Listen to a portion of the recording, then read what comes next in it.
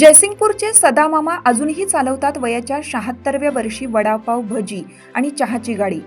कोल्हापूर जिल्ह्यातील जयसिंगपूरमध्ये एक प्रेरणादायी व्यक्तिमत्व आजही आपल्या कष्टाने लोकांच्या मनावर राज्य करत आहे.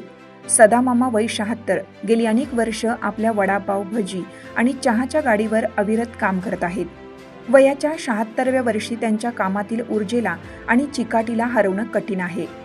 सदामामा यांची गाडी जयसिंगपूरमधील अनेक लोकांसाठी तसेच महाविद्यालय विद्यार्थ्यांसाठी एक आठवणीचं ठिकाण बनली आहे.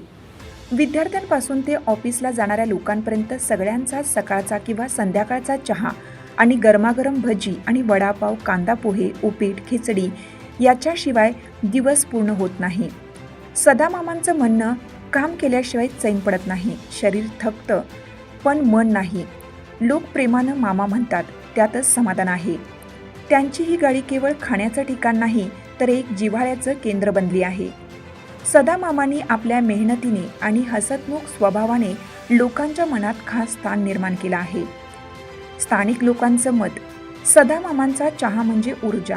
त्यांच्याकडून कामाची आणि जगण्याची प्रेरणा मिळते, असे एक ग्राहक भावुकतेने सांगतो. या वयातही न थकता काम करणारे सदामामा हे तरुणांसाठी एक मोठं उदाहरण आहे.